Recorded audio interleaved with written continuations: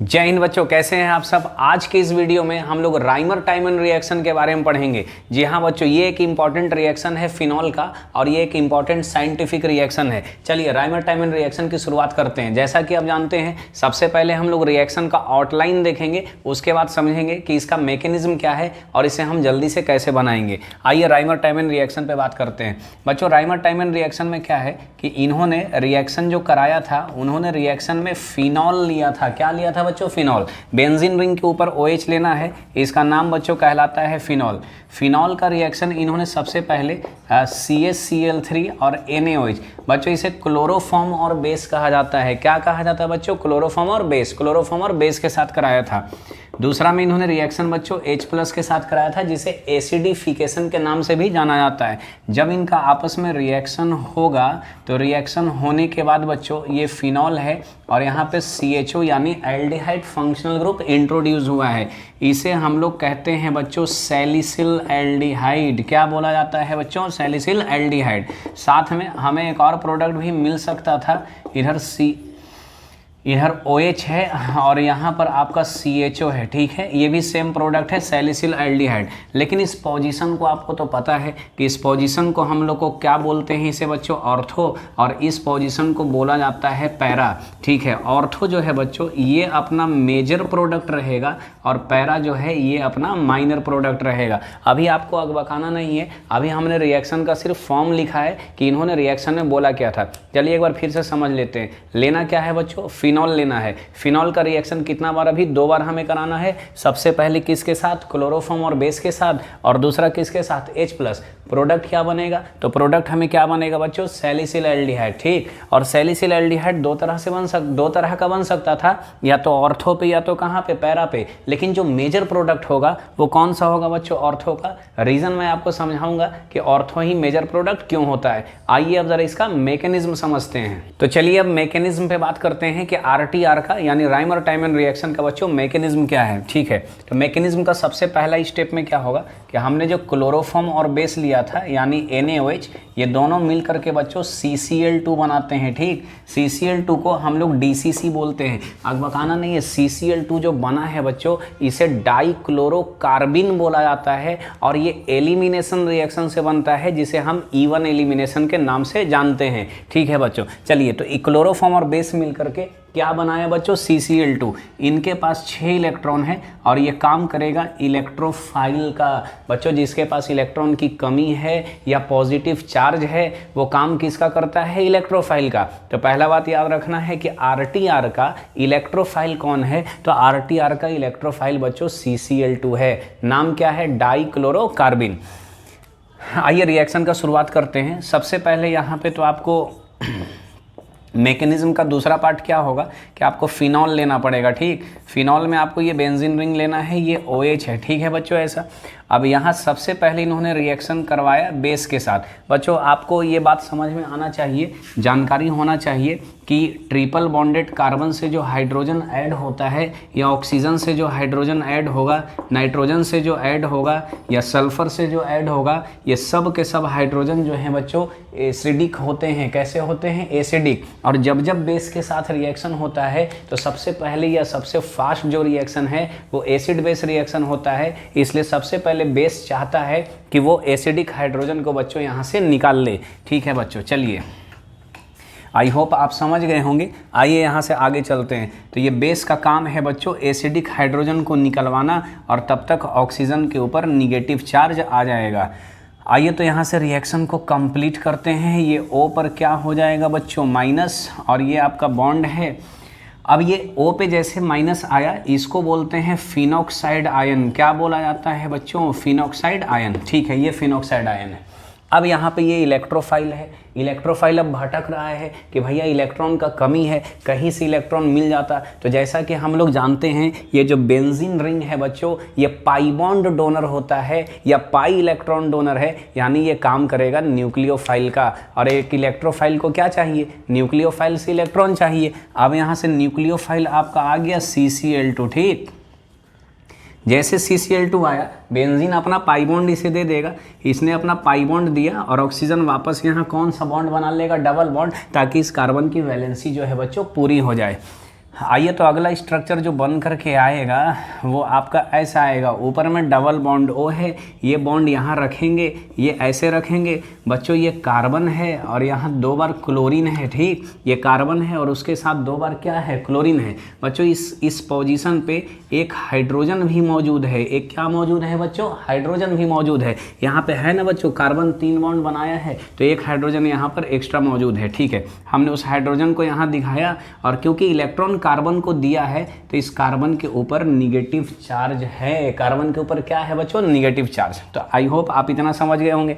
अब देखो क्या होता है मैकेनिज्म का सबसे बेस्ट पार्ट, ये बेंजीन रिंग था। बेंजीन रिंग बच्चों एरोमेटिक होता है। जैसे ये इलेक्ट्रोफाइल को अपना पाई बॉन्ड दिया, रिंग अपना एरोमेटिसिटी लॉस कर गया। अब रिंग सोच रहा था कि वापस एरोमेटिक कैसे हों, तो रिंग अपना एरोमेटिसिटी वापस लाने के लिए बच्चों ये बॉन्ड किसका तोड़ता है, हाइड्रोजन का। ये बॉन्ड यहाँ से तोड़ेगा। जैसे ये तोड़ेगा तो ऑक्सीजन वापस जैसा था वैसा हो जाएगा और ये चेंज कर जाएगा।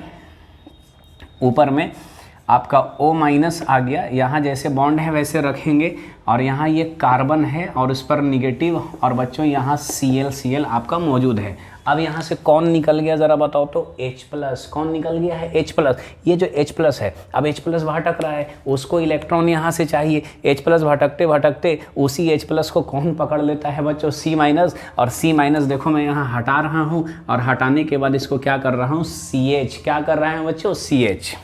चलिए ठीक है, आइए अब आगे चलते हैं। अगला स्टेप में क्या है, अगला स्टेप में एक बार फिर से NaOH से हाइड्रोलाइसिस होता है। NaOH से क्या होता है बच्चों, हाइड्रोलाइसिस। अभी जैसे यहाँ पे इसने यहाँ से जैसे बॉन्ड तोड़ा था, बेंजीन रिंग जो है वापस अपना एरोमेटिसिटी हासिल कर लिया। वापस अपना क्या हासिल कर लिया बच्चों, एरोमेटिसिटी हासिल कर लिया। जैसे एरोमेटिसिटी हासिल कर लिया, NaOH से जब हाइड्रोलाइसिस कराएंगे तो NaOH का काम क्या है, ये यहाँ से NaCl को बाहर निकाल देगा।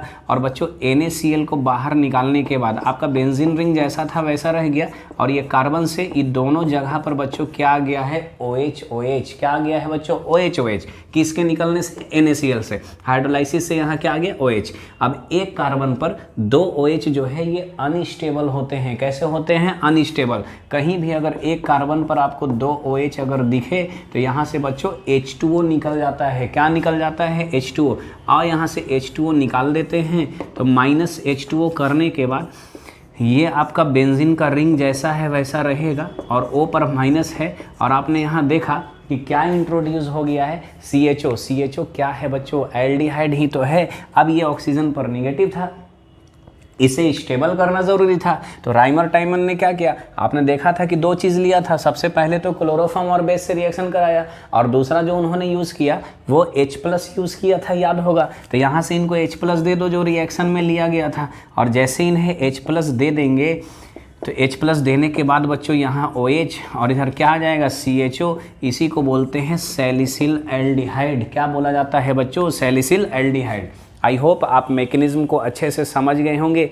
आप इसका स्क्रीनशॉट ले लें और थोड़ा हम लोग इस पे सवाल करते हैं। क्या, चलिए बच्चों, तो आपने देखा कि सैलिसिल एल्डिहाइड कैसे बनता है। तो जो मेजर प्रोडक्ट है हम लोगों ने पढ़ा था कि ऑर्थो मेजर प्रोडक्ट है। आइए ज़रा समझते हैं बात को। सैलिसिल एल्डिहाइड बना, सबसे पहला कंसेप्ट क्या है बच्चों, सबसे पहला बात क्या है कि ortho is the major product, यानी इस रिएक्शन का जो मेजर प्रोडक्ट है बच्चों, वह मेजर प्रोडक्ट कौन है, ऑर्थो है। एज या बिकॉज अपने पास 2 ऑर्थो पोजीशन है, यानी 2 ऑर्थो पोजीशन मौजूद है बच्चों। Position is present to be use, ठीक है। तो आपने देखो बेंजीन रिंग में क्या है, ये वाला बेंजीन रिंग है, ठीक है यहाँ से, और ये फिनॉल था, OH था बच्चों। ये ऑर्थो है और ये भी ऑर्थो है, ठीक। ये दोनों पोजीशन क्या है, ऑर्थो है। तो अपने पास क्योंकि 2 ऑर्थो पोजीशन था या 2 ऑर्थो न्यूक्लियोफिलिक साइट का काम कर सकता था, इसलिए जो मेजर प्रोडक्ट बना है बच्चों वो कहाँ पर बना है, ऑर्थो पे। तो ऑर्थो पे इसलिए मेजर प्रोडक्ट बना कि अपने पास 2 ऑर्थो पोजीशन था जिसको हम यूज़ कर सकते थे एज ए न्यूक्लियोफाइल। इंपॉर्टेंट बात बच्चों, एज ए कैसा, न्यूक्लियोफाइल के जैसा यूज़ कर सकते थे। दूसरा सेकंड कंसेप्ट, मान लीजिए अगर ऑर्थो ऑक्युपाइड है, ठीक, इफ़ ऑर्थो इज़ ऑक्युपाइड, अगर ऑर्थो पे मान लीजिए कोई ग्रुप यहाँ पर पहले से मौजूद है, दोनों में से कहीं पर भी अगर रहेगा तो याद रखना है कि para is the major product, यानी अबर जो मेजर प्रोडक्ट रहेगा वो कौन रहेगा बच्चों, पैरा। अब चलिए मान लेते हैं इफ़ पैरा अगर ऑक्युपाइड है, यानी पैरा पर मान लीजिए कोई ग्रुप है, अभी मैं एग्जांपल लूँगा तो आपका ये पूरा बात अभी क्लियर हो जाएगा। तब यहाँ से याद रखना है कि ऑर्थो जो है वो मेजर प्रोडक्ट रहेगा। ऑर्थो कैसा रहेगा बच्चों, मेजर प्रोडक्ट। अगला बात क्या याद रखना है कि CCl2 जो है ये इलेक्ट्रोफाइल होता है इन RTR, यानी राइमर टाइमन रिएक्शन का इलेक्ट्रोफाइल कौन है बच्चों, E+, कौन है बच्चों, CCl2। आइए फिर से कुछ ज़रूरी बात को समझ लेते हैं। इस रिएक्शन का मेजर प्रोडक्ट कहाँ बनेगा, ऑर्थो पे। क्यों, क्योंकि 2 ऑर्थो पोजीशन है। क्या यूज़ होने के लिए, न्यूक्लियोफाइल। अगर ऑर्थो ऑक्युपाइड है तो प्रोडक्ट कहाँ जाएगा, पैरा पे, और अगर पैरा ऑक्युपाइड है तो कहाँ जाएगा बच्चों, ऑर्थो पे। और इस रिएक्शन का इलेक्ट्रोफाइल कौन है बच्चों, CCl2। ठीक है, आप इसका स्क्रीनशॉट ले लें, मैं कुछ एग्जाम्पल आपको यहाँ पर लेकर के चलता हूँ। चलिए आइए, चलिए बच्चों आपने स्क्रीनशॉट ले लिया होगा। आइए कुछ सवाल यहाँ पर समझते हैं। मान लीजिए ये आपका फिनॉल है, ठीक है, और यहाँ पर CH3 है। देखिए इस पोजीशन पर एक मिथाइल ग्रुप पहले से है, ये ऑर्थो पोजीशन पर मौजूद है बच्चों। रिएक्शन NaOH है, CHCl3 यानी क्लोरोफॉर्म और बेस है, और दूसरा में H+। इसको देखते ही हम लोग समझ जाते हैं कि ये RTR रिएक्शन है। बच्चों देखो ऑर्थो ऑक्युपाइड है, ठीक, ऑर्थो ऑक्युपाइड है यानी ऑर्थो पे कोई है।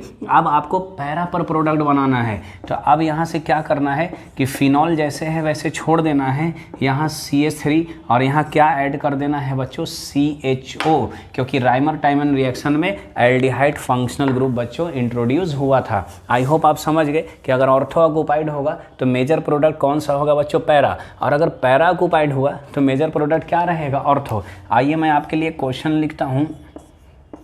मान लीजिए ये फिनॉल है और इनके पैरा पर एक ग्रुप लगा हुआ है OCH3, और इनका रिएक्शन हमको CHCl3 यानी क्लोरोफॉर्म और बेस और H+ से कराना है बच्चों। आई होप आप इसका प्रोडक्ट लिख पाएंगे। अभी देखिए पैरा पर ऑक्युपाइड है, अब इसका प्रोडक्ट जो है वो कहाँ पर जाएगा, ऑर्थो पे। और मान लीजिए दोनों में से कहीं नहीं रहेगा तो ortho is the major product, क्योंकि अपने पास 2 ऑर्थो पोजीशन है क्या बनने के लिए, न्यूक्लियोफाइल, क्योंकि रिएक्शन में इलेक्ट्रोफाइल न्यूक्लियोफाइल रिएक्शन होना ज़रूरी है। आई होप बच्चों आपने RTR को अच्छे से समझ लिया होगा। मिलते हैं अगले लेक्चर में। जय हिंद।